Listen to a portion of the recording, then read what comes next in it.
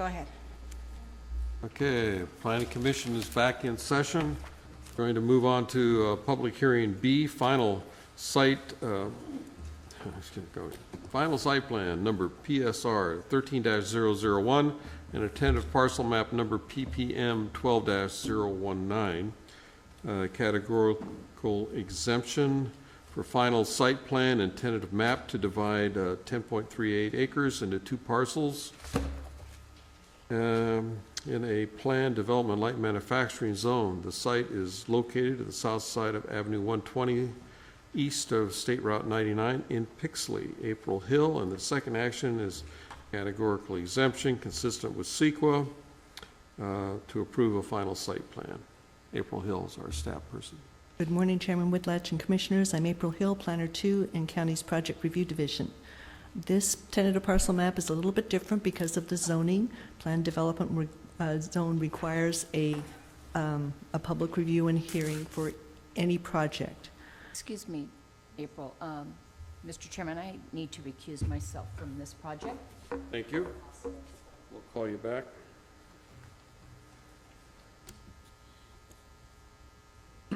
Project is considered categorically exempt because it would not have a significant, the land division itself would not have a significant effect on the environment. Without a specific proposal, the impacts cannot be determined. However, future development proposals on the site will go through the same final site plan process as required in the zone. And your commission will have an opportunity to review it. Subject site is located on the southeast corner of Avenue 120 and just off the State Route 99 off-ramp. It's within the Pixley urban development boundary and in the area of the North Pixley Commercial Industrial Specific Plan. Both designate the site as planned commercial and industrial. General Plan Environmental Resources and Management element, open space, also designates it for urban expansion. The project complies with relevant policies of the general plan elements. Site and surroundings are also zoned PDM1. It's used. The site itself is used for for row crops and contains no existing structures and improvements. Surrounding properties contain agriculture, rural residences, commercial, and light manufacturing uses. A cotton gin is across Road Avenue 120. A new gas station, the Arco, and A&M PM convenience store are by the off-ramp. On the west side of Highway 99 are Bixley ethanol plant, proposed Calgrens renewable biogas facility, and California milk producers processing plant. So I know you're very familiar with that intersection. Nearest ag preserve is about 960 feet east, designated for field crops. Zoning ordinance regarding the PD zone allows the tentative parcel map subject to concurrent processing of final site plan, and the proposed map complies with zoning requirements, including the M1 zone's 10,000 square foot minimum lot size. Please note that the other parcels in the area are mostly smaller than the proposed 5 acres, which will be split north to south down the middle. On the north side of Avenue 120 reverts to larger lots for agricultural use. Here's an aerial of 2 aerials of the site, one taken in 2007 and a Google Earth view in 2012, showing the commercial and ag-related uses in the area. The site has direct access to Avenue 120 and also to Diagonal 122B. Both are county-maintained roads. County Public Works requires 11 feet of additional right-of-way to be dedicated along the south side of Avenue 120. Another condition requires the applicant to construct curb, gutter, sidewalk, or, if not feasible, to enter into a long-term deferred improvement agreement. Caltrans commented in March 4th letter that the westernmost boundary has access control from the northwest corner down about 400 feet. And as you'll see on the site plan, there is a driveway proposed at the southwest corner. Review of subsequent proposals will offer Caltrans the opportunity to determine potential impacts and appropriate mitigation. Question? Yes, thank Chair, you. may I ask a Go ahead. question? April, all we're doing is subdividing this parcel, and Caltrans coming in now and wanting curbs and gutters on it? The Public Works suggests getting that agreement in ahead of time.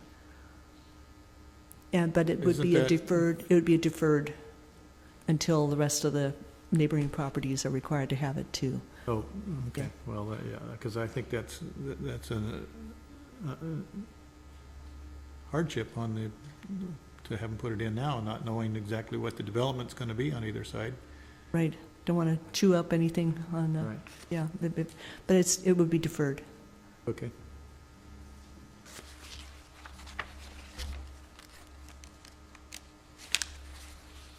Caltrans will be consulted again. Fish and Game, natural diversity data shows no endangered species on or near the site. There's a wildflower about 3,800 feet northeast. Site's been farmed for many years, does not appear to contain any native habitat. No response from Fish and Game. Cultural resources, it's not an attractive area like a bluff or a hilltop with rock outcroppings. And it's not near a waterway also. No wetlands or waterways. Site's in flood zone X. It's within the boundaries of the sphere of influence of the Pixley Public Utility District, but it's about 9,400 feet north of the boundary. Future uses would be served by domestic well and septic systems. And the general plan allows service by individual wells if connection's not feasible and the water source meets standards for quality.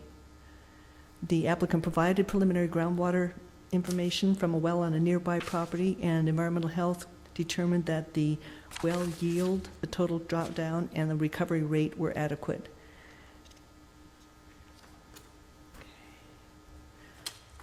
Here's the proposed land division. There was a previous use on the site. Proposed for the site was a truck terminal for Lanting Hay Dealer. And in 2001, a preliminary site plan was approved, and a final site plan application was submitted, but was withdrawn in March 2007 due to inactivity. They were required to do a traffic impact study and other studies, and project did not go forward. The applicants acquired the property in November 2011. Here are some Google Earth sites. Seeing in the distance the gas station and the on-ramp to Highway 99. Views to the north and to the east. And this ends staff's report. If you have any questions I can't answer, the agent, Nick Sahota, is here in the audience. Surrounding property owners were notified of the proposed site plan and parcel map before the hearing, and by mail and by public notice. We did get phone calls from two people asking what is planned.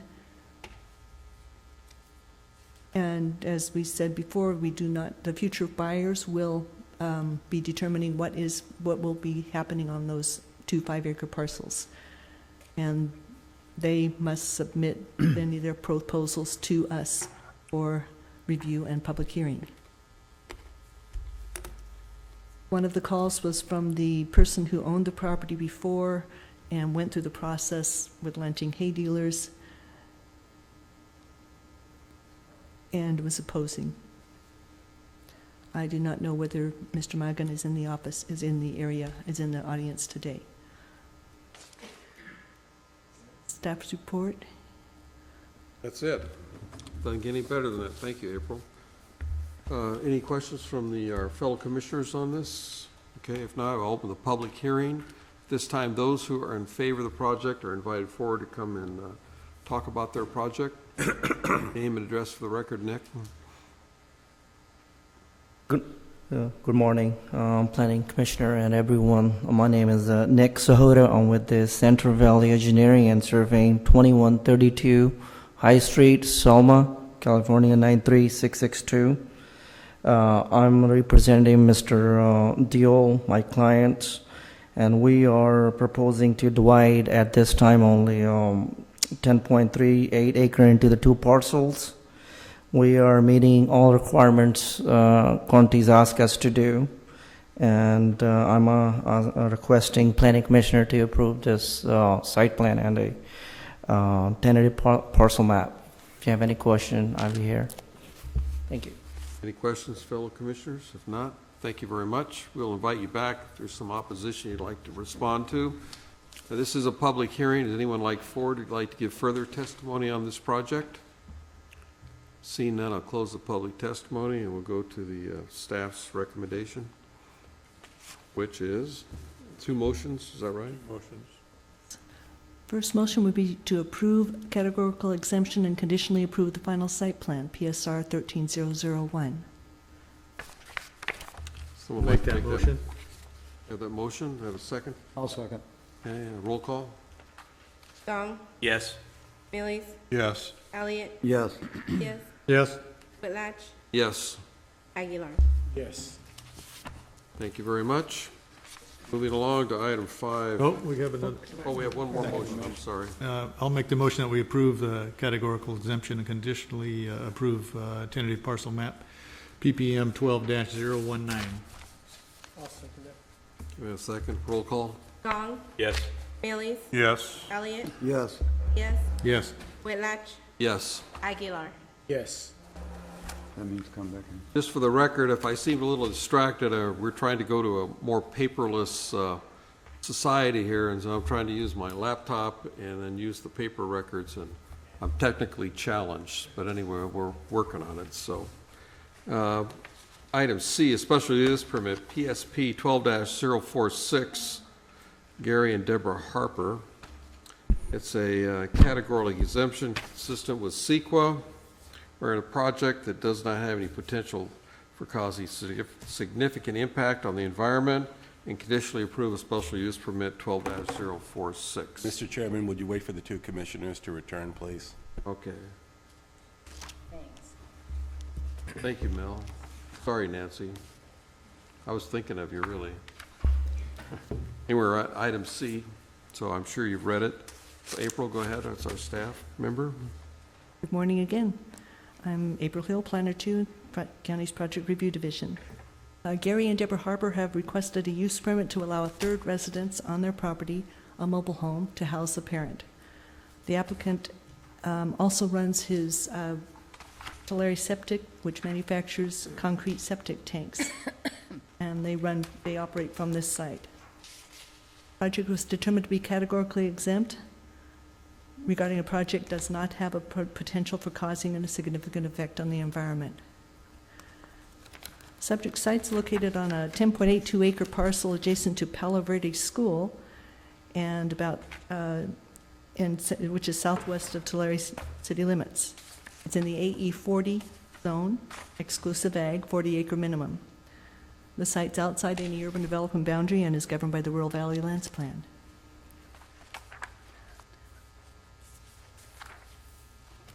The A40 zone allows by right 1 residence or mobile home for the entire property, plus a second residence occupied only by the owner's relatives or employees who work on the property. A third residence is required to have a use permit. The surrounding properties are AE40 and contain agriculture, pistachio groves and open fields, and scattered rural residences. The block that contains this site contains Palo Verde School, 20-acre property, and rural residences on 4 other small parcels. It's actually a cluster of development in the middle of ag. With conditions of approval to ensure compliance, the project complies with the zoning ordinance. Here's an aerial of the site taken in about 2007, showing the school, neighbors' houses, and the concrete septic tank manufacturing business and 2 residences on the applicant's parcel. General plan land use element encourages residential development to be clustered and to have access to a public road. Although the area is designated Valley Ag, The site has not been farmed since the 1996 use permit for the concrete manufacturing business was approved, and the soil is not prime. Rural Valley Lands Plan checklist resulted in 14 points, placing it in a gray area where no clear-cut decision can be made. Planning Commission has that discretion. The project does comply with relevant policies of the general plan. Fish and Games Natural Diversity Database shows no sightings of endangered species. Site is not in an attractive area for cultural resources. Parcel is in flood hazard zone A and was required to provide a detailed study of the flood hazards. County Health, Environmental Health Services required a bacteriological water analysis, which turned out clean, and a soil data, including percolation tests and a 10-foot soil boring. They do not need to engineer their septic system.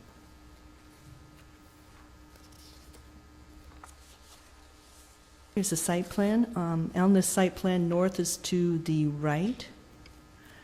It shows the mobile home proposed for the parent, in addition to the 2 single-family residences constructed in 1995, and the mobile office used for the business. Special use permit PSP 96051 was approved for the concrete business as well as a private zoo, and which allowed tours to the by nearby schools, and to allow the storage of hay hauling and trailers, trucks, and equipment on the property. The zoo and assemblages have been discontinued, as have the hay hauling activity, but the applicant would like to continue the use permit as a whole and will comply with the existing permits, conditions of approval. County Public Works recommended a condition of approval for the 3rd residence to construct drive approaches at each point of access.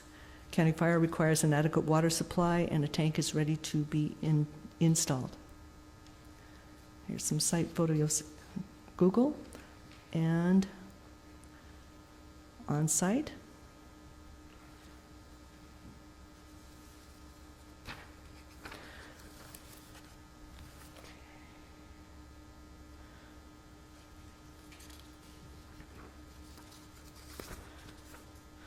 Neighboring property owners were notified by mail and public notice. This ends staff's report. The applicant is in the audience if you have any questions for me or for him. Thank you, April. Any of my fellow commissioners have any questions of April? If not, I'll open the public hearing and would invite the applicant or a representative to come forward and give testimony. Anything new that we need to know about this we don't know. We might want to ask you some questions. Anyone like to come forward to testify? If not, I'll close the public testimony and go on to staff's recommendation. I believe this is just one motion. Sure. Staff recommends that your commission approve a categorical exemption and conditionally approve special use permit PSP 12046. Thank you. Move to the commission's pleasure, please. Comments? So April, we have 2 houses there. We have a mobile home on the bottom south of it. That's the office. Oh, that's the office? Yeah. That's not considered the 3rd? No. No, they have the 3rd residence ready to go in. Or it says used? Okay. It's not occupied at this time. They have to tie it down. Okay, I have the same question he does, and so there's a difference in a building and a residence. There's a we consider stick-built residence a mobile home or manufactured home residence. But I think what he was asking is there's already 3 buildings on that piece of property. Right, 2 used as residence and 1 used as an office for the business. Any other questions? You mentioned it was for a parent. Who lives in the other 2 houses? Mr. Harper and and a family member? And his daughter lives in the second Okay. house. I'm sorry, I forgot that. And if there's no questions, you don't have to say anything. We got the message, so, thank you. No. Sure. Can a condition be put on this that it cannot be rented out? Or is that already a condition? No, it's not, but we normally, and we won't get into the financial matters between parents and family, but we do have the condition that when the third residence is no longer occupied by a family member or worker on the site, which is another requirement of the zone, that it be removed. Okay. Any other questions? If not, would someone like to make a motion to approve or disapprove this project, please? I'll make a motion that we approve special use permit PSP 12-046, a categorical exemption consistent with CEQA, and also conditionally approve the special use permit. Second, please. I'll second. A roll call? Gong, Yes. Bailey's, Yes. Elliott, Yes. Diaz, No? Whitlatch, Yes. Juliana. No? No. Aguilar. Yes. Okay, thank you very much. We'll move right along to item D. It's a project we've seen, but it's the same but different. Zone variance, PZV 12-05. The action item is a categorical exemptions consistent with CEQA guidelines pertaining to new construction of limited small facilities and minor alteration to land use limitations pertaining to construction and placement of minor structures, accessories to existing facilities, and general rule exemption, and approved zone variance number PZ 12-005, establish findings and conditions for approval of subject property. Looks like one motion. Hi, Nick. Morning, Chairman Whitlatch, Commissioners. The item before you is a request to approve categorical exemption consistent with CEQA and conditionally approve zone variance PZB 12-005 for an amendment to zone variance PZB 06009 to revise the condition of approval included in zoning administrator decision 2813, which prohibits further divisions of the site. Approval of this item is required to allow final processing of tentative parcel map PPM 10-047, which was approved by your commission this morning earlier in this agenda. The categorical exemption and general exemption determination for the project is consistent with state CEQA guidelines pursuant to Title 14 California Code of Regulations. The project site is located on the north side of Avenue 224, approximately 1/4 mile east of Road 140, and that is east of Tulare. The site is not within any urban area boundary or urban development boundary. The land use designation for the site is Valley Agriculture. The proposal complies with all relevant elements and policies of the Tulare County General Plan 2030 update. The site is zoned AE 40 and contains existing residents and associated improvements. The surrounding areas are also zoned to AE 40 and contain agricultural and rural residential uses. An aerial view of the subject site, as mentioned, the surrounding areas are also utilized for agriculture and contain rural residential uses. The proposal is considered harmonious with the surrounding areas. The entitlement for the project is found in Section 16 of the Tulare County Zoning Ordinance, which allows any person holding a variance to apply for an amendment by filing a new application. The amendment of a variance may include modifications to the terms of the variance or waiver or alteration of conditions. There's 4 mandatory findings that must be found for the approval of a zone variance. The 4 findings are discussed throughout the agenda summary, the draft planning commission resolution, as well as the staff report that are contained in your packets. The 4 findings were satisfied, indicating the project may be approved. The requested zone variance has been found to be consistent with the zoning ordinance. Site plan for the project.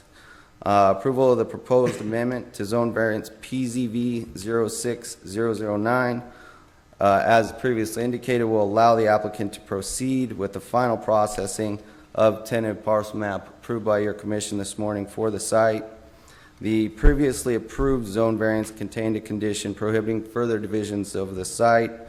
Therefore, in order to process the division of land, an amendment to the zone variance is required so that division of land would not violate the terms of that zone variance. The project was noticed in accordance with law. There has been no opposition received. And staff is recommending that your commission in one motion approve a categorical exemption and conditionally approve zone variance number PZV 12-005. And that concludes staff report, subject to any questions you may have. Have any questions from the commission? No. If not, we'll open the public hearing. At this time, we invite the Neil Zerling to come forward if you'd like to speak on behalf of his client. Once again, good morning. Neil Zerlang, licensed land surveyor. My address is 2908 West Main Street here in Visalia. Appreciate the Commission's time on this matter. This has been a long-running project in RMA. It has been a difficult project, to say the least, and appreciate staff's time and efforts in getting it to this point. This application is based on portion of the zoning ordinance which allows for a testamentary disposition of property, and this was an order on petition of the Superior Court, case number 10-45138, and we are pursuing that disposition of property. As Nick stated, the previous variance is being amended, and once again, we appreciate your consideration in this matter. If you have any questions, I'd be more than happy to address them. Anyone have any questions of Neil? No, if not, thank you. Thank you. This is a public comment time. Those who would like to come forward and testify either against or for this project are invited to come forward. Seeing none, I will close the public testimony and move on to staff's recommendation, which is to approve. Correct. And do I have a motion to that? I'll make that motion. We approve that zone variance, PZV 12-005. We have a second, please? I'll second. Roll call? Gong, Yes. Bailey's, Yes. Elliott, Yes. Diaz, No? Whitlatch, Yes? Piliano, Aguilar. Yes. Okay, thank you very much. Moving along to item 5E, a special use permit PSP 13-012. I guess the applicants Peter Alvitri and Sean Day Drafting Service. This is a categorical exemption consistent with CEQA pertaining to new construction and location of a number of new structures, and conditionally approve a special use permit. And Scott.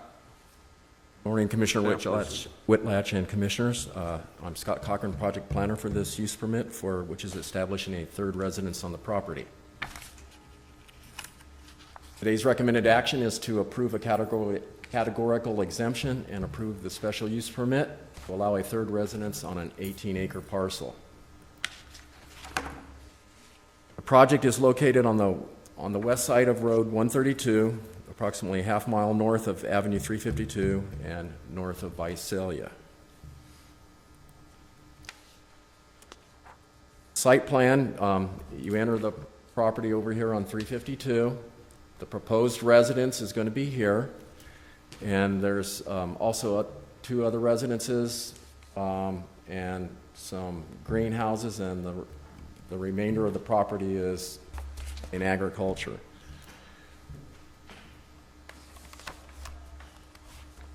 One of the conditions that asked for approval of bacteriological study, that water came back safe, and it was dated on March 27th of 2013.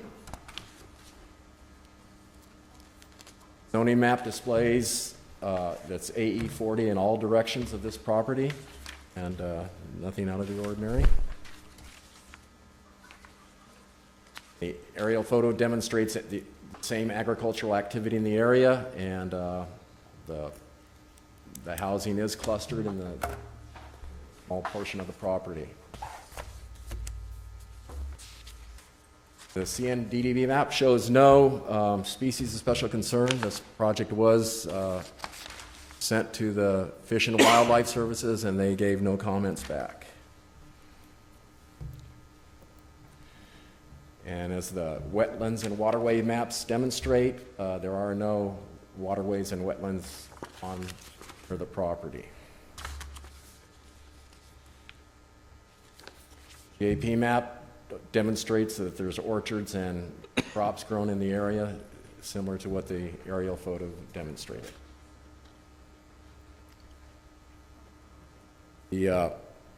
This was noticed in the Visalia Times Delta, and property owners were notified, and no opposition was received. So in summary, this is to allow a third residence on an 18-acre parcel in the AE 40 zone.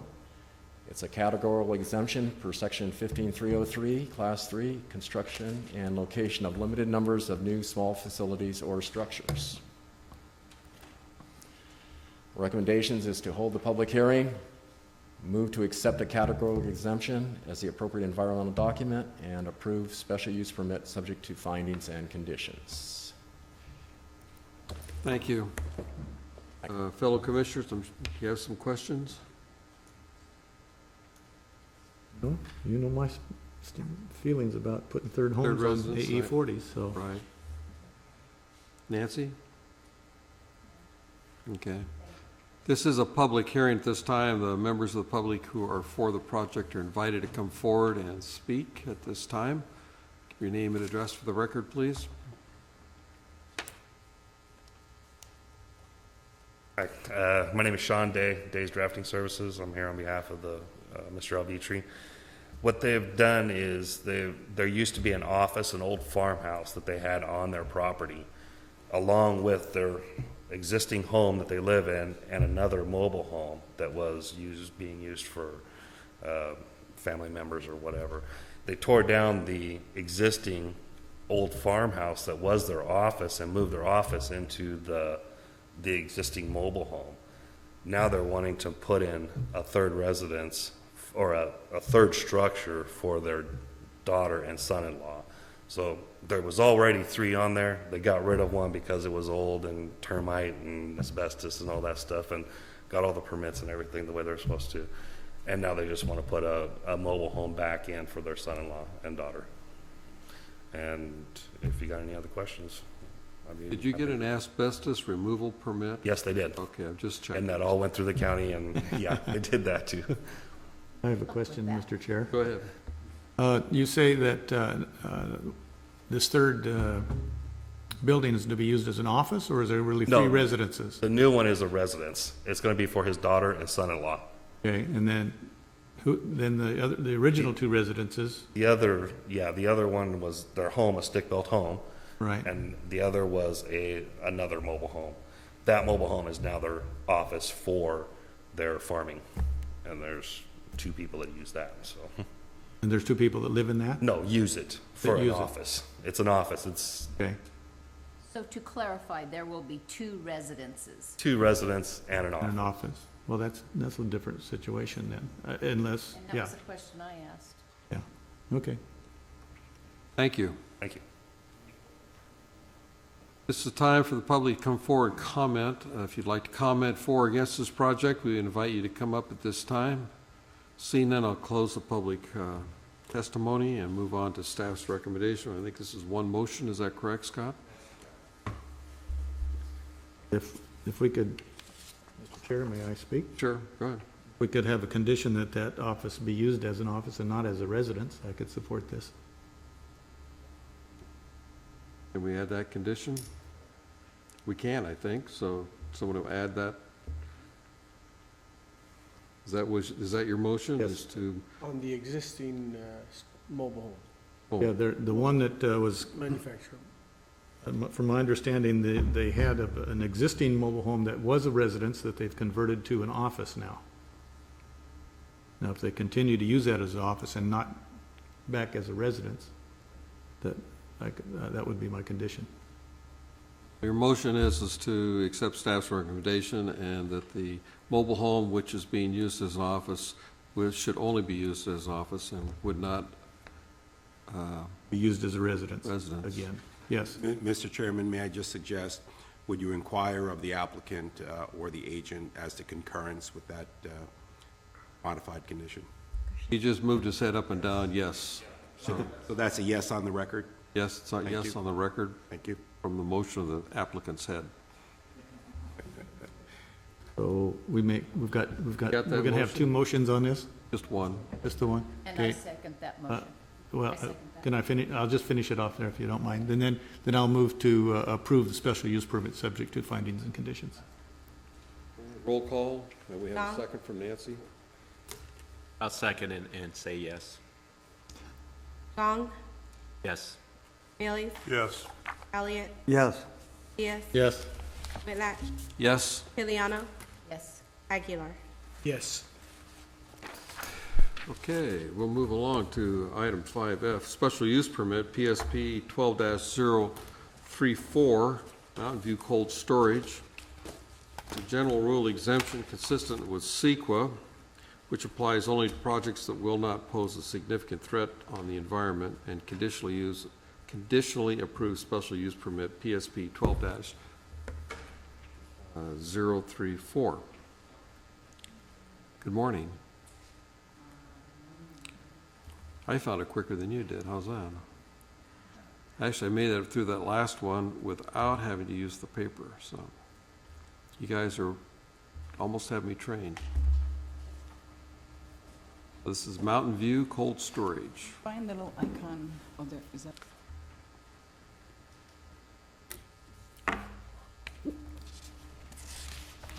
Technical assistance here. Thank you. Okay, good morning, Commissioner Whitlatch and Morning, Dana. Commissioners. Dana Metlin, Project Review. As mentioned, the item before you today is a request to approve a general rule exemption consistent with CEQA and conditionally approve special use permit number PSP 12-034 for Mountain View Cold Storage. The exemption is consistent with state CEQA guidelines pursuant to Title 14, California Code Regulations, Section 15061B3. This project is compatible with this environmental determination because the preliminary analysis prepared for the project demonstrated that the project did not have the potential to cause a significant effect on the environment. Project site is located on the southwest corner of Avenue 416 and Road 44, 2 miles west of Dinuba. The project lies within the Rural Valley Lands Plan, land use element of the Tulare County General Plan, and the land use designation is Valley Agriculture. The proposal is consistent with the General Plan 2030 update and all applicable elements of the General Plan. Project is located in the AE20 zone and contains an existing cold storage and fruit packing facility on the adjacent parcel, which is right here.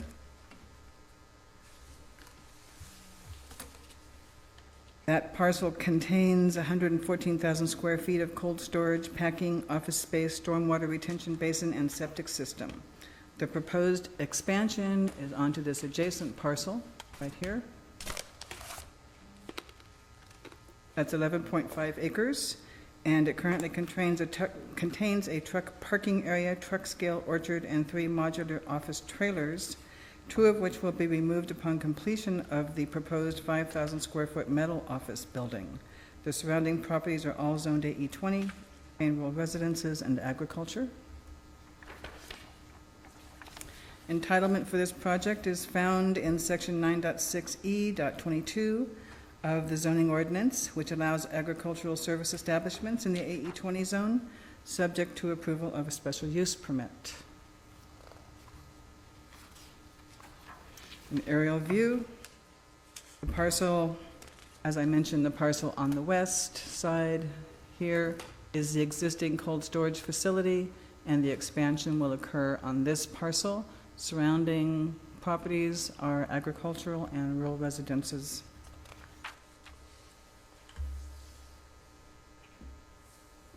This is an aerial view looking south from Avenue 16. The project site does contain some minor improvements. A previous special use permit, number PSP 05-052, was approved in December 2005 for the expansion of this facility. However, that use permit was never recorded and it subsequently expired.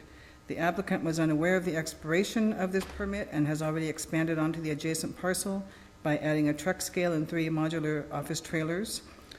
The building permits, the building permits have been applied for, but they will not be released until this application is approved for the expansion.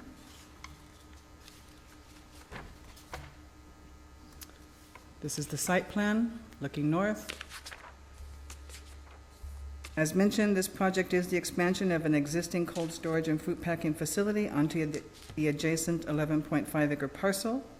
The expansion consists of a 40,000 square foot storage and fruit packing building, a 14,000 square foot covered receiving area, 8,000 square foot office space, a truck well area for 8 trucks, a truck scale, and a stormwater retention basin.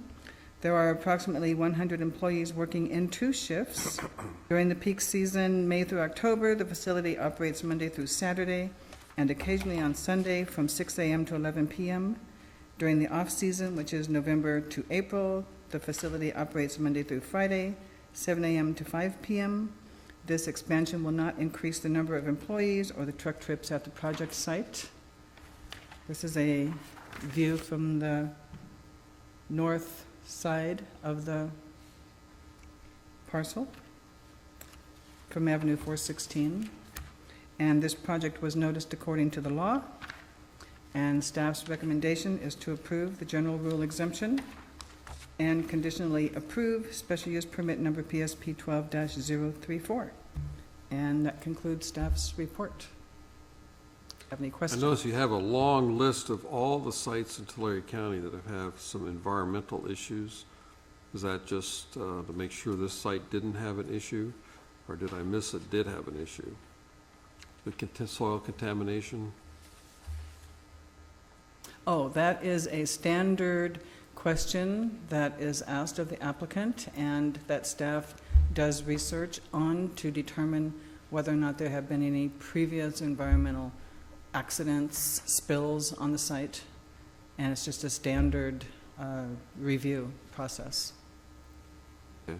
So, but there hasn't been any? There has not. Dana, I noticed this morning when I was driving by, there was already construction. Is that, they had some frames up on the building? I'm not aware that there is framing up. I am aware that there are 3 mobile structures on the site. They have already installed a truck scale, and they're using it as truck parking. Clarification by the applicant? The I see applicant may metal be able to frames clarify going on, that. but I was driving, I'll go the ahead. speed limit. Well, as I mentioned, as I mentioned, they had a previous use permit that was approved. It expired. They were unaware. They went ahead with some of the construction, and then it was caught that the previous PSP had expired. So we're going through the process again. Let me go ahead and open the public hearing. We'll invite the applicant at this time to come forward and talk about your project, and I think some of my fellow commissioners may have some questions. So would you please come forward, name and address for the record, please?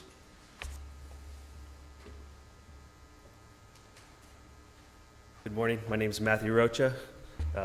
Work address or home address? Does it matter? Pardon me? Work address, Work right? is fine. Yeah, 4275 Avenue 416, Reed, California, 93654. We're trying to get our use permit back established, and what we're doing will not add any extra travel or any extra trucks or activity. Actually, we just want to put a permanent building in. And do you have any questions for me? Fellow commissioners, any Yeah, questions? there was some what I perceive as construction. I saw some metal frame thing going up. Just curious what's that is. That was, we started that process and we have the permits for that, but, it's pending on this special use permit that after we started it, we realized this had not been caught and updated. Being basically held up until this meeting.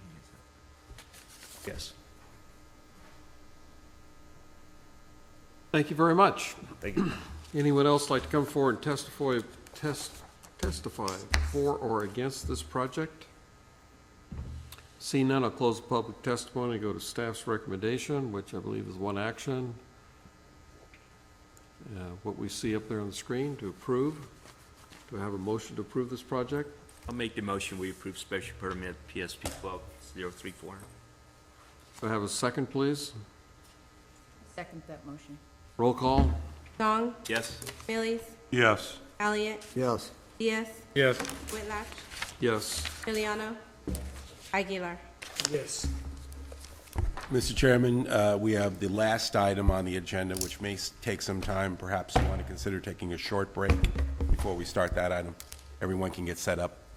Okay, we'll give you 5 minutes. Started, reconvene the planning commission meeting for May 8th. I've excused Commissioner Aguilar because he had to recuse himself, and there's no use him sitting through this, so he will not be back. And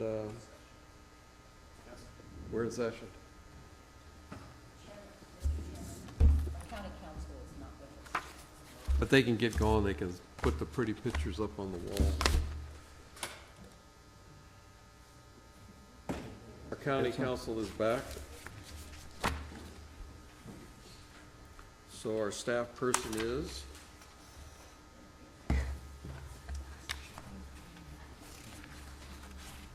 Dana, huh? Mr. Chairman, if I may make some opening remarks. Sure, certainly. Started.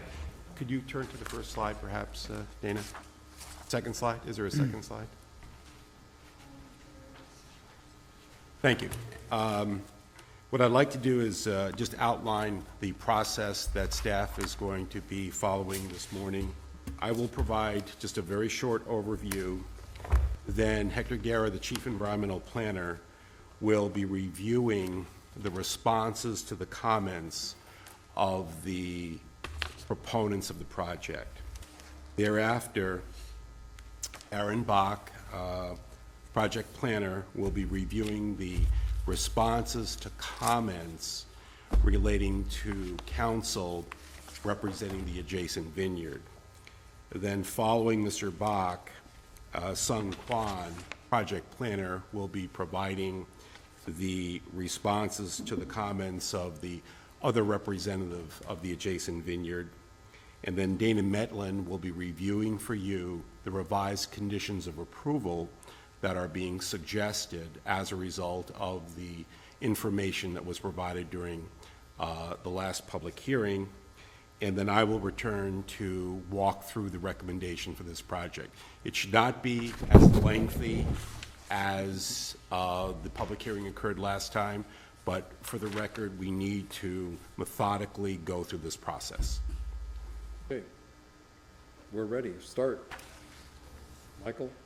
Mr. Guerra? Oh, all right, that was sort of the overview. Okay, But thank you. Thank you, reminding me, thank you, Mr. Chairman.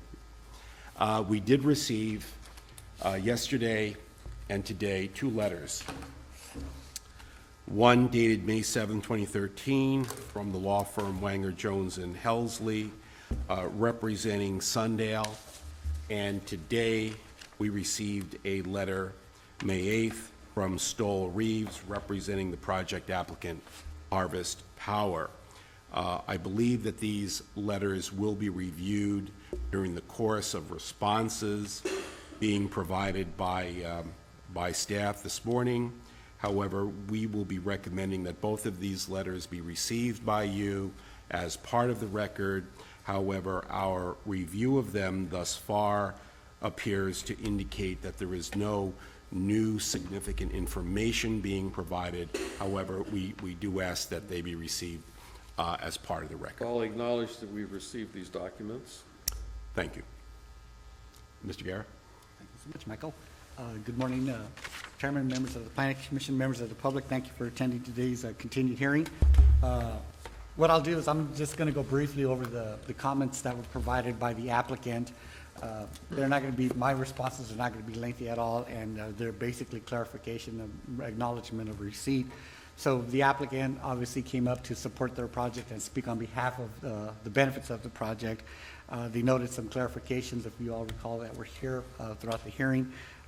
We agree with these comments, and we've indicated, and the response to comments are included in your packet for the applicant and the proponents, the opponents, and anyone else who testified. As Mr. Spotted pointed out, the remainder of staff will then go over those response to comments that we have drafted. We listened to the tape of your deliberations last week, and we just sorted out what the major issues were. So essentially, what the applicant did in our comment number 1 that we noted is that applicant noted that the calorie cycle requires testing for E. coli, which is one of the issues that were brought up by opponent.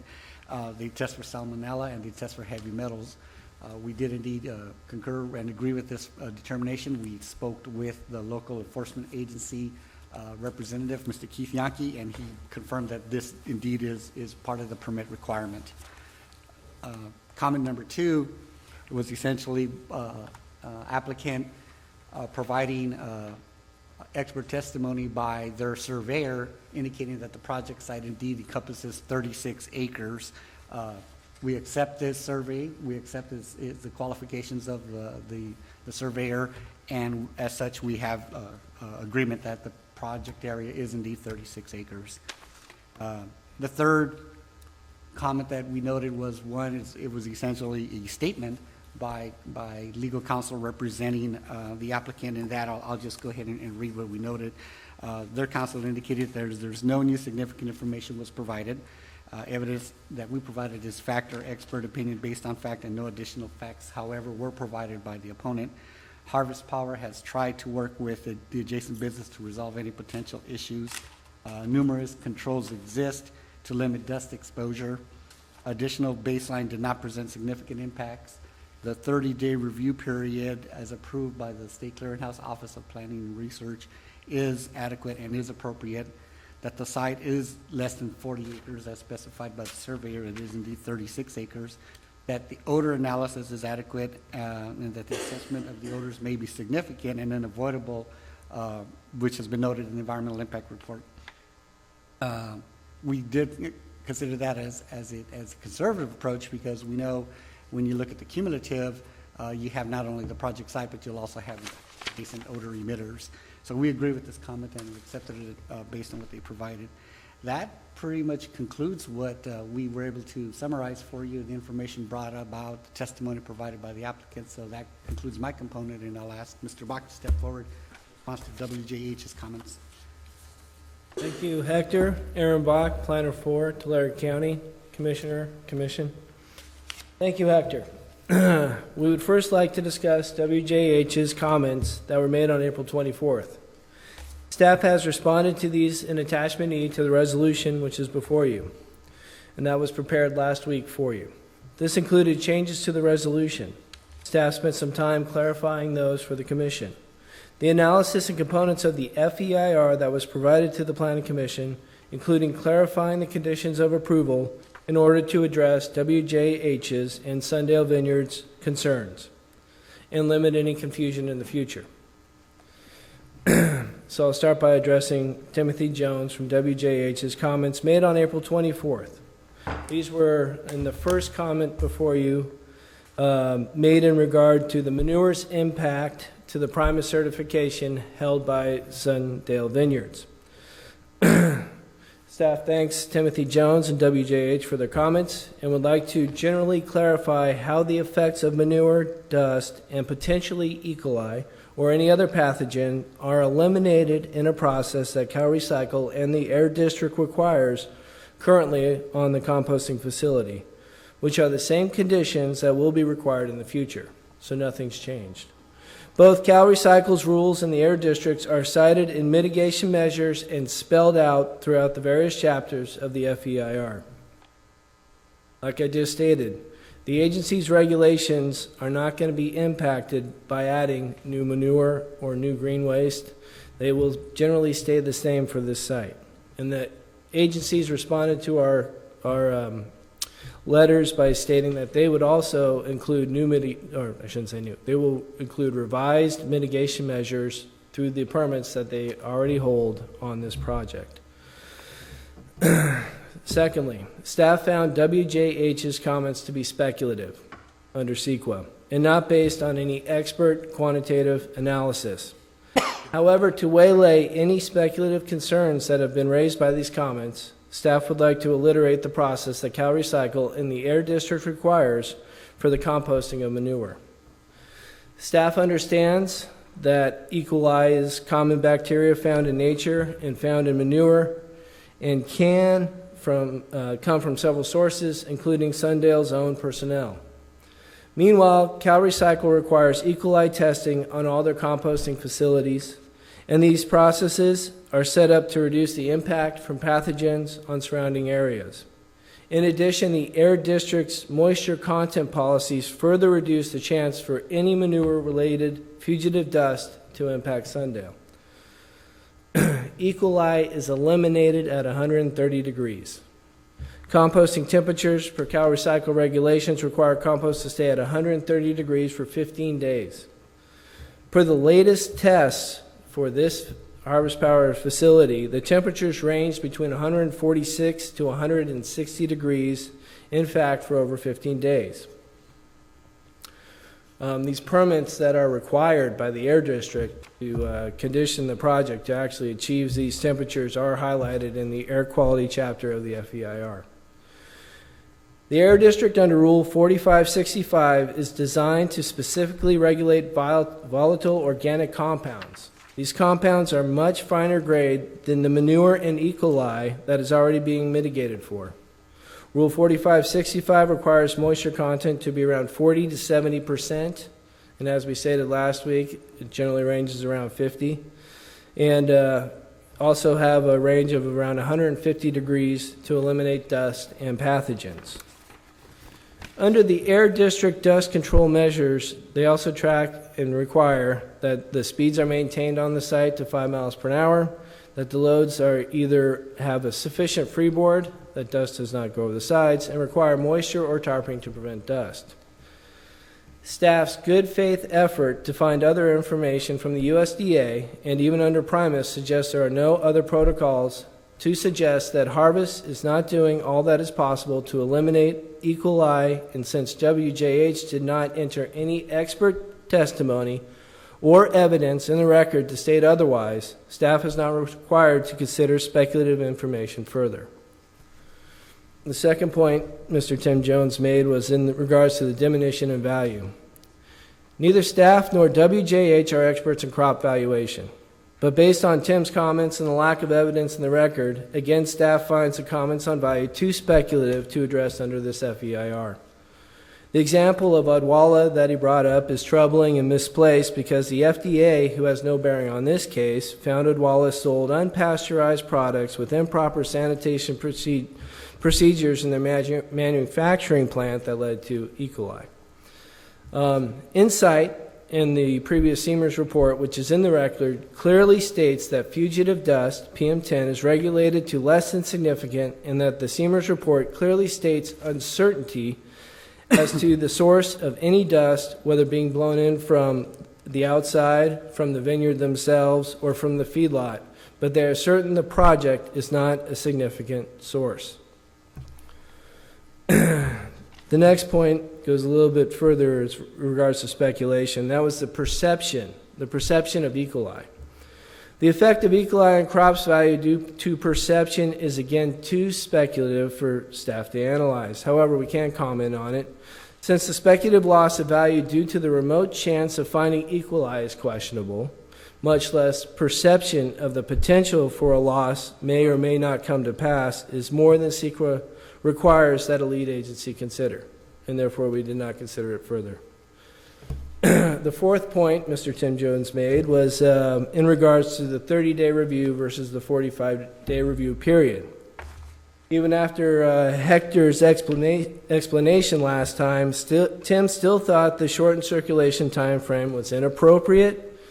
He stated the financial justification was unnecessary and that the environment should not be trumped by the need to push this project through. We believe, in fact, it was appropriate. Otherwise, we would not have done it. As CEQA's Appendix K specifically states that under exceptional circumstances, a shortened time frame is granted when the public project is under severe time constraints, as it is in this case, with regards to obtaining financing. Since all the responsible agencies agreed, and WJH and Sundale would have only had a 30-day review period under normal circumstances, they don't stand to make the argument that it was inappropriate. For the record, Sundale Farms was duly notified through the NOP process of this project back in November. Secondly, it was necessary. In this publicly financed project through the California Energy Commission, the CEC required the shortened time frame to get to a May 3rd deadline, which we have surpassed in order to perfect the CEQA record to appease WJH and Sundale Vineyards. And now the grant is at risk. Conversations have occurred and are going to continue to occur to try to salvage the grant. But it may not be salvageable as long as opposition continues to try to create delay. Despite opposition's efforts, we are only discussing this project before you because of Harvard's great efforts with the CEC. And finally, there is a thorough analysis of every resource under CEQA in this FEIR. The environment has not been trumped in an effort to fund this project. In the FEIR before you, staff as the lead agency and in good faith effort discussed each one of the resources required. They have all been evaluated. WJH can differ over the results, but they are not experts. And their comments or testimony do not add up to expert evidence, and even their experts' comments and their legal opinions and our clarifications do not substantially alter any impacts in the FEIR. Therefore, recirculation is not required. The fifth comment that Tim made was in regards to the improper baseline. Insight did clarify the distinction between using the permitted baseline and the actual baseline in their latest study and found the impact was less than significant. It was still less than significant and below air district thresholds. So even with this new revised study, we are still below the thresholds. Staff made the relevant responsible agency, the Air District, aware of the fact in their letter to them on April 12, 2013, of which we have not gained a response. The difference between the baselines is roughly 50%. Again, neither one of them goes beyond a threshold. So if we had the air permit baseline up here and the actual baseline down here, none of these go below a threshold. Excuse me, when you say threshold, sir, you mean threshold of significance? Threshold of significance in regards to the air district's requirements. Thank you. Where was I? To say that the difference between the actual use and the overall permitted amount represents a substantial change in the document when Insight and the Air District clearly did not is highly speculative, and again, WJH has not presented any substantial evidence in the record to think otherwise. Given that this information is for clarification and definitely results in a less than substantial adverse project impact with adequate feasible mitigation already in place, the goals of CEQA are achieved and there is no rational basis to recirculate the EIR. Point 6 that Tim made was in regards to whether the 53 acres to the north is a separate property or project or not. And he used the term rightly a separate project. We believe it is right to call the 53 acres to the north a separate property and project for the following reasons. All three of WJH's next few comments center on the idea or question of whether the northern site was rightly or wrongly excluded from the project. To reiterate and to provide response to all these comments, let me say that staff clarified and found it is right to call the northern 53 acres a separate use under CEQA because the project description, as surveyed by a reputable surveying company, clearly delineated the areas for composting and the digester use as 36 acres and did not include the feedlot in their calculation. And as part of the project description, the feedlot has also been excluded from the project description. In response to WJH's comments at the last meeting about stockpiling manure on that northern feedlot, we showed that the use was grandfathered in. As you drive around the many dairies in Tulare and Kings County these days, you'll see plenty of dairies and feedlots piling manure in their corral areas for what I can imagine are for other purposes than for composting. The FEIR did consider the adjacent use and the cumulative impacts and its impacts to odor and found them to be significant and unavoidable. This all shows a good faith effort to present the information as best the County of Tulare can, and EIRs do not have to be perfect, but they do have to present the public with as much information as they reasonably can, and that is what we have done. And we have responded to WJH's reasonable comments and actions within this FEIR. For the most part, what WJH has presented, on the other hand, is speculative. Therefore, not including the area to the north does not represent a substantial effect that would require recirculation of the EIR. Without more evidence, the county has done everything reasonably required to this point to analyze and lessen the indirect impacts from the project to the north. However, given Sundale's concerns, we are conditioning the project to disallow the stockpiling of manure on the site to the north for any of Harvest Power's purposes, in as much as we have the power to limit the stockpiling of manure on another site, and as much as Harvest Power is in control of the stockpiling. In addition, staff knows that the height limits on the raw and finished piles... I'm going to stop you for a minute. Yeah. Explain in as much stockpile. Say it one more time. In as much as we have the control over whether that is being done on Harvest Power's purposes or not, we are trying to condition this project. So if they're doing it for another purpose besides for Harvest Power's purposes, we are not in really control to stop them from doing that. Okay, thank you. In addition, staff knows that the height limits on the raw and finished piles in the areas between the furrows that are required by law further limits any environmental impacts that can be generated by any additional manure that is approved for the Harvest Power project. Point number 7 that Tim made was whether SB 610 applies or not to this project. I don't know how familiar you all are with SB 610. It's basically the water supply analysis legislation that would require a full water supply analysis be done on this site under certain conditions. As we discussed last time, the project is not subject to SB 610. It is not more than 40 acres. And we have had a surveyor and staff has presented the Planning Commission with evidence showing the extent of the project is 36 acres. More than that, under Gray versus County of Madera, the 5th District Court of Appeals held that a WSA, water supply assessment, is required only if a public water system is impacted by a project. As stated, Subdivision C of Section 10912 of the Water Code defines public water system as a system for the provision of piped water to the public for human consumption that has 3,000 or more service connections. This precedent set for all of us within the 5th District is the question is whether the project is public or private water source. Here it is clearly not a public water source. Obviously this is a private well water source and not a SB 610 project as far as the 5th should be concerned.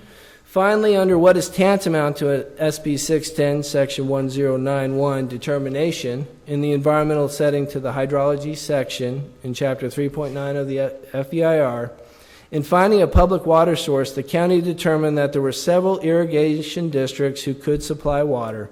However, none were necessary as the private well did not significantly impact the groundwater resource as it was using less water than an agricultural user would use on the same site. Point number 8, splitting the project. Furthermore, staff has not split, piecemealed, or phased the project. The test under Laurel Heights is whether the second project is reasonably foreseeable and 2, the expansion will be significant or it will likely change the scope or nature of the initial project. And they're referring to the stockpiling of manure on the northern site. And if that would come in as a second project on the heels of this one in violation of CEQA. At this time, it's too speculative to consider another project coming into the county from the northern site. There is no application. They are a separate user with a separate feedlot as a tenant, and staff has not been made aware of any applications being brought forward on that site, except for the speculation from the opponent to the project. Given this, the dairy use to the north is not part of the project, and the dairy was within its rights to pile manure subject to Air District permits. Comment number 9, the bottom line. Tim said the bottom line is that the increase of 60,000 tons of manure, i.e. the project, will impact his client, and this was not adequately addressed in the FEIR. First of all, I want to be real clear on what we are talking about when we are discussing the need for mitigation measures. Tim suggested that 60,000 tons of manure will impact his client's project. That is exactly what got studied in this FEIR. We found no evidence in the record to suggest that it will be nothing more than less than significant. The FEIR provides analysis and mitigation measures for odor and dust. The scientific impact analysis was done by a qualified expert in Insight and in the Seamers report, and this has been thoroughly addressed. This argument is meritless. Mitigation measures. Item number 10. The FEIR did discuss mitigation measures for the air quality impacts under Air Quality Chapter 3.3 and included obtaining all applicable Air District permits. Those were also listed in that same section. Above those, WJH proposed 5 mitigation measures, which may have addressed odor if they were effective, which staff found they were not because they addressed dust controls and are in excess of the Air District requirements, especially when the analysis did not show significant impacts to sensitive receptors. Again, WJH's arguments are devoid of merit. Moreover, odor and dust are mitigated by the Odor Impact Mitigation Plan through CalRecycle and dust mitigation through Rule 4565 under the Air District permits. Tim's last point was in regards to our statement of overriding considerations. Again, I want to be real clear that the impact that staff addressed that led to the statement of overriding considerations is under a lower threshold than which the Air District requires, but they do allow us to do a qualitative analysis. And that is what we found in regards to the cumulative, substantial adverse effect of odor on human beings under the mandatory findings of significance in Section C in the FEIR. Council for Harvest suggested, and we agreed, that this is a conservative approach, but we found it necessary given the potential for impacts to people from odor emissions from a compost facility next to a dairy that is next to a vineyard. Harvest Power's existing OIMP and future OIMP process is thoroughly discussed on page 7-3 of Chapter 7. In California, it states, in California, the regulation of nuisance odors is more procedural and official than in most other states. All commercial composting facilities in California are required to prepare, implement, and maintain a site-specific OIMP. Furthermore, under Health and Safety Code 41705, CalRecycle is required to continually develop odor regulations and procedures. This is required constant improvement versus prescriptive standards. The standards that exist under the existing OIMP and will be required again under the revised OIMP include mixing any food materials with grain materials immediately upon arrival at the site, incorporating into compost windrows as soon as possible within a maximum of 36 hours, watering and turning regimes, increasing the temperature and speed of breakdown of the material in the windrows, diminishing odor, and finally, a specific protocol for neighbor notification in response to neighbor issues is also included. This is all included in the existing OIMP and will be included again in the revised OIMP.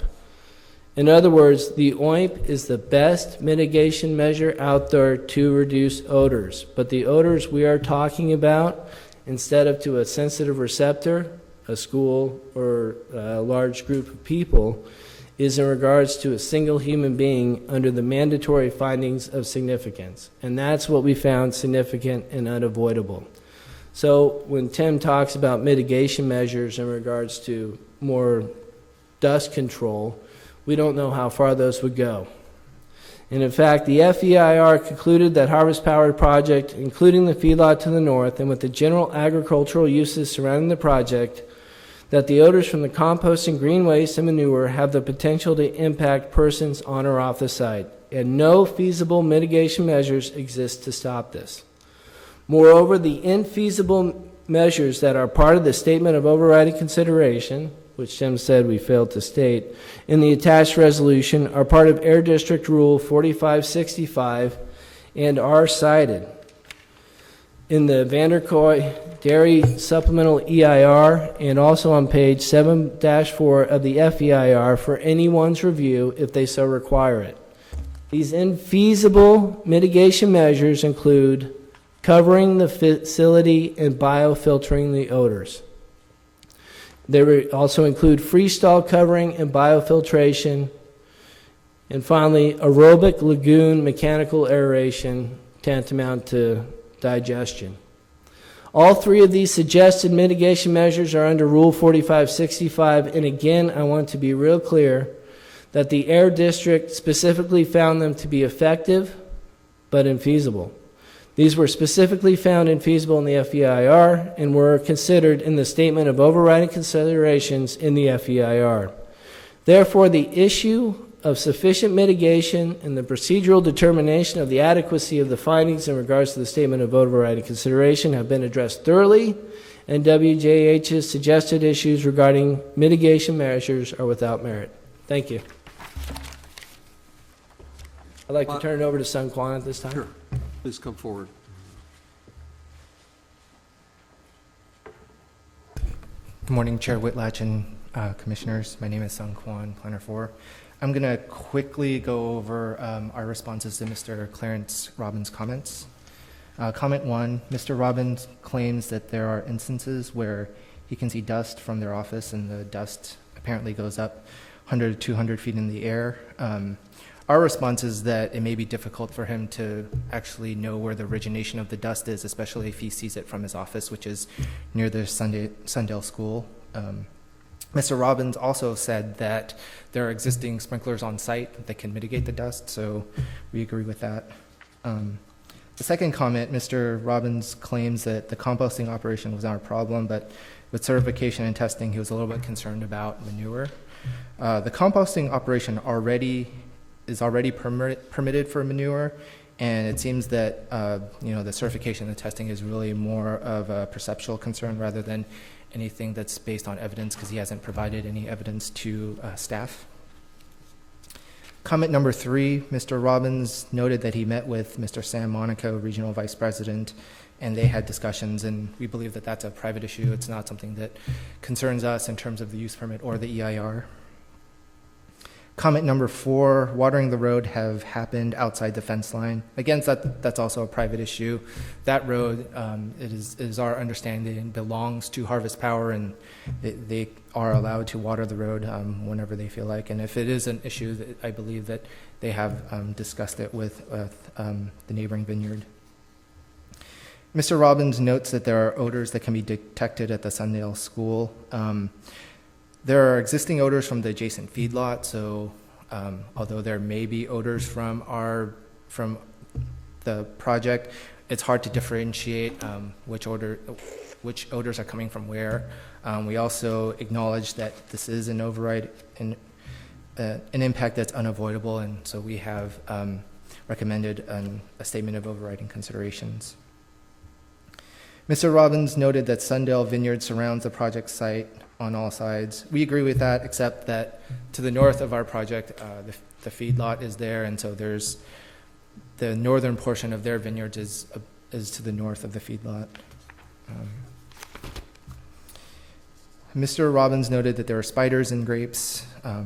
We acknowledge that there are spiders throughout Tulare County, so that's not something that's necessarily needs to be addressed in the environmental impact report. Mr. Robbins noted that compost was observed on the leaves of the vineyards. He also commented that this was an observation and not a professional this was his observation, not a professional observation. So without any evidence, we don't have anything else we don't have a whole lot else to say.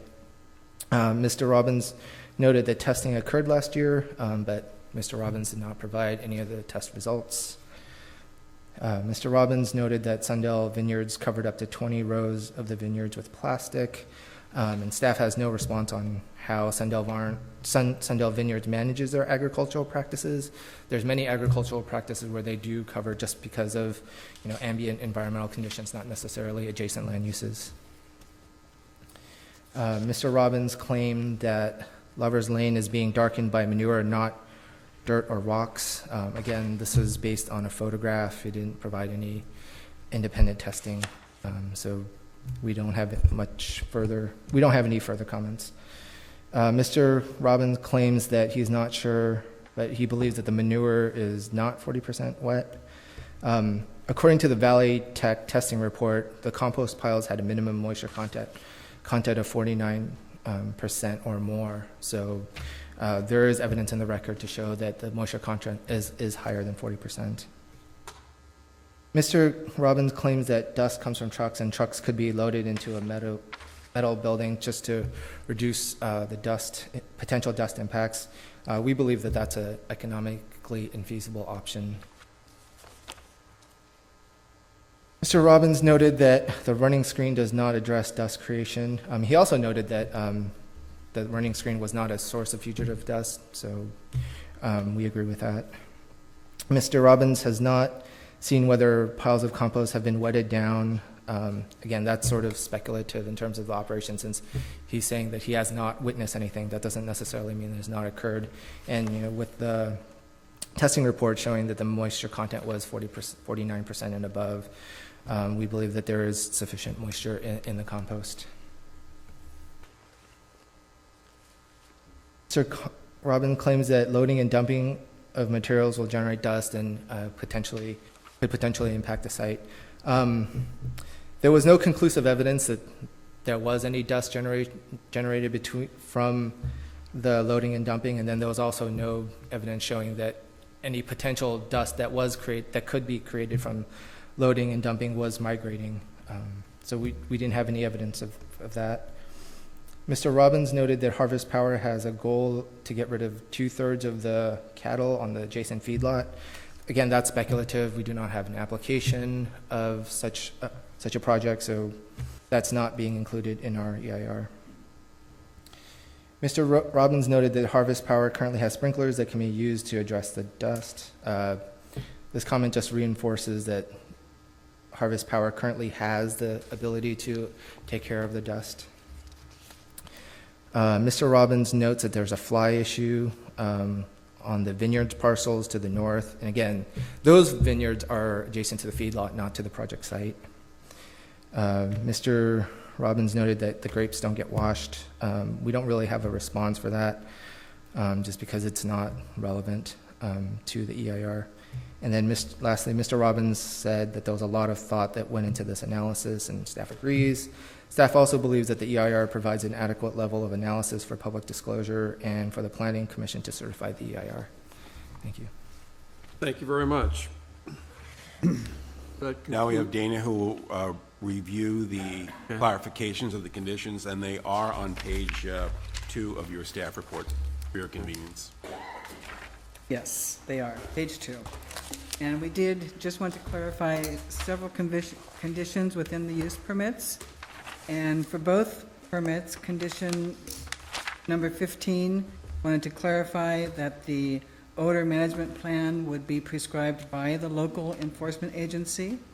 For both permits, COA 21, we wanted to provide the applicant, well, there were trees planted on the property line with the previous permit, and they're to water that tree line to capture the dust, but we are going to give them the option of some equivalent dust suppression measure, which could also be installed and maintained, as they have such a dust screen along the east and south property lines currently.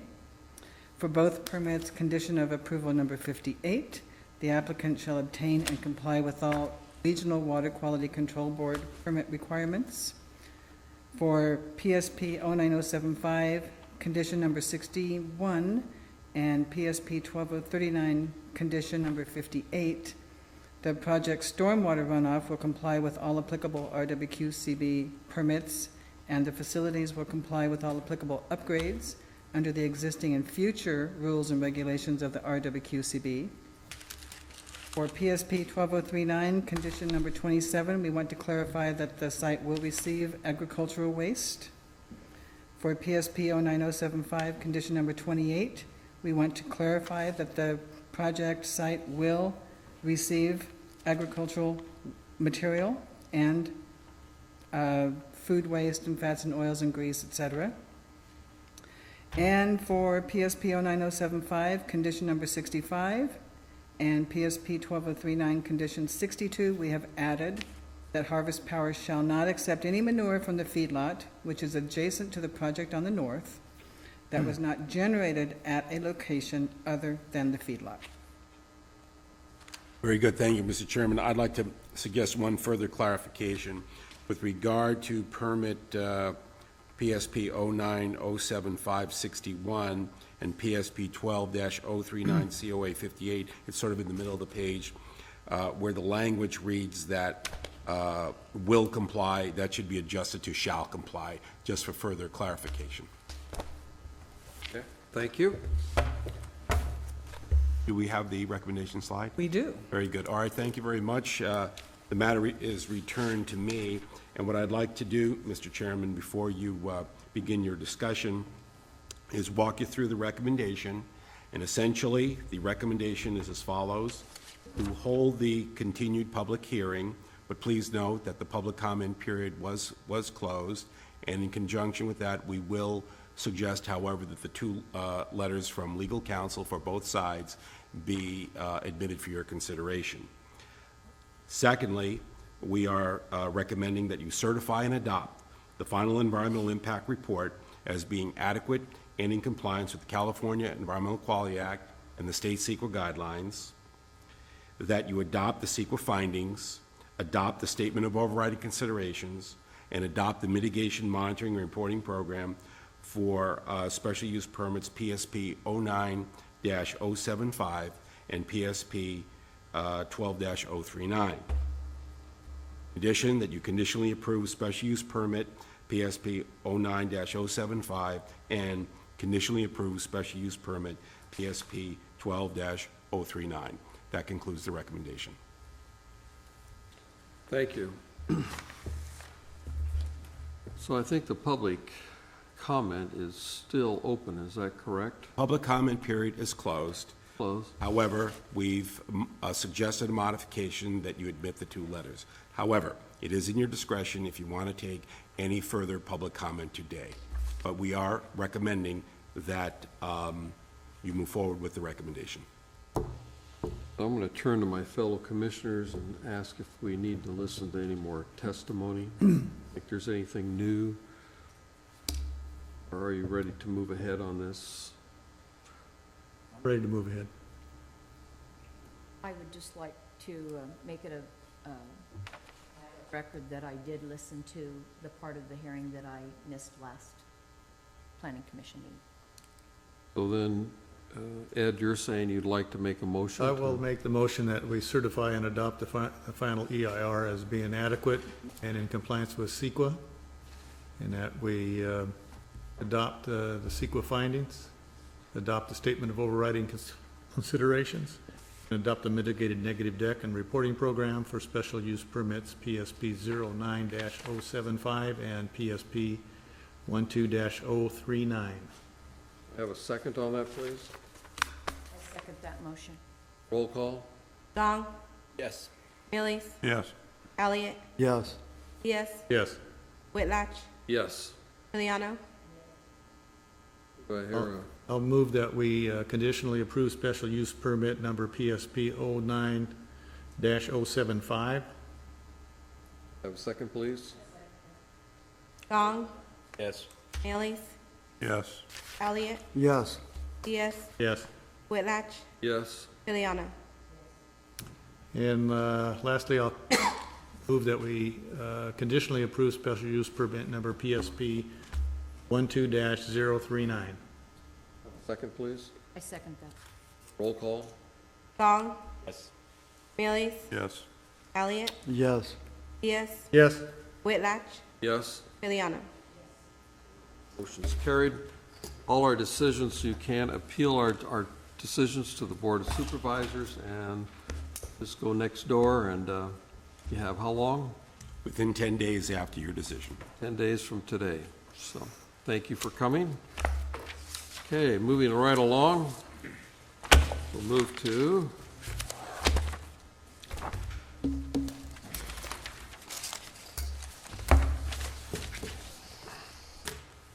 there's no correspondence, it doesn't appear. Director's report. Mr. Garrett, do you have a comment? Any update? I do. Okay.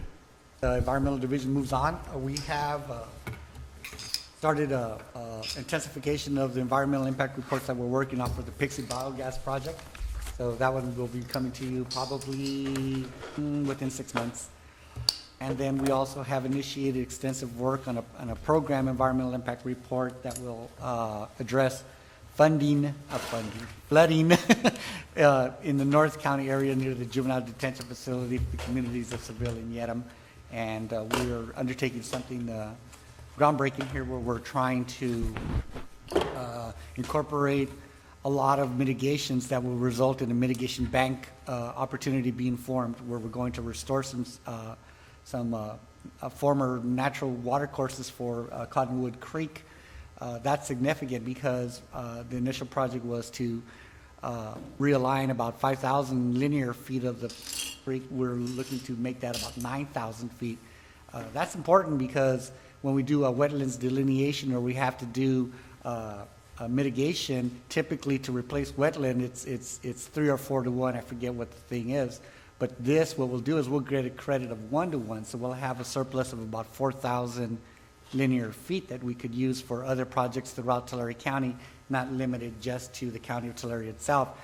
Porterville, Tulare, Visalia, and other communities may benefit from it too.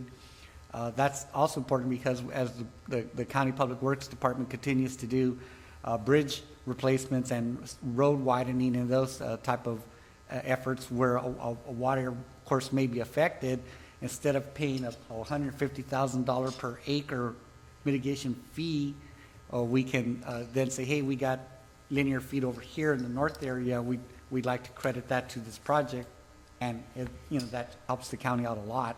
So that's a real important EIR that we're working on. had an opportunity to go up Three Rivers the other day, where we were able to do a presentation for the entire planning branch and the environmental planning component. So I enjoy going to those public forums, and it was lovely, rainy, lightning, windy weather. I sincerely mean that. I love that weather. So that's pretty much what we're up to in environmental planning. Thank you very much. Charlotte, do you have any comments? One comment, and that is, I did forward a copy of our monthly project report to you all. I'm assuming that you got it, but you will note in that report that we have doubled our project production, 43 projects this month, which is, and it looks like it continues to go up each month. So we are also receiving more land use applications as well. Thank you, Mr. Chairman. Thank you, Charlotte. Just to tear off that comment, as you know, we've been discussing from time to time the project processing and productivity dimensions of the planning branch, but this latest report indicates that now we seem to be doubling the output per month with regard to projects, where on average it was about 20, and we completed 43 projects for the month of April. So we will continue to do that without sacrificing any quality of analysis, in fact, increasing the depth of analysis, as you can see from time to time through the staff reports and the environmental documents that we submit to you.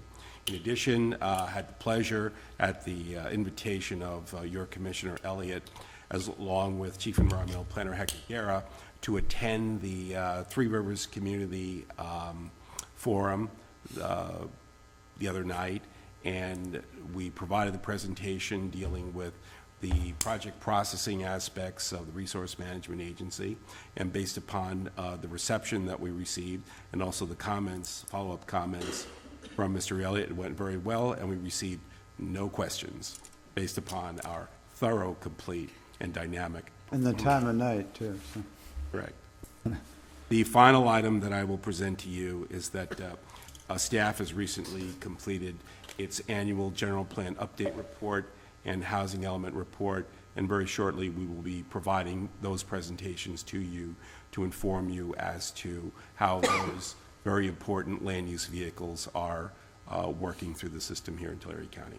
With that, thank you again for your continued diligence and support. We can't do this without your participation and your decision-making, and we continue to be grateful for that. That's all I have. I have to say that this last the harvest hour that we just reviewed, typically in the past, those things have been continued for meeting after meeting after meeting. And the fact that you responded quickly to the 11th hour letters is good, because there was nothing more to talk about. You answered it, and so we can move ahead with an intelligent decision. Thank you. As you can see, this is a manifestation of our productivity improvement. We've established an environmental planning division led ably by Hector, and it's a team-based approach.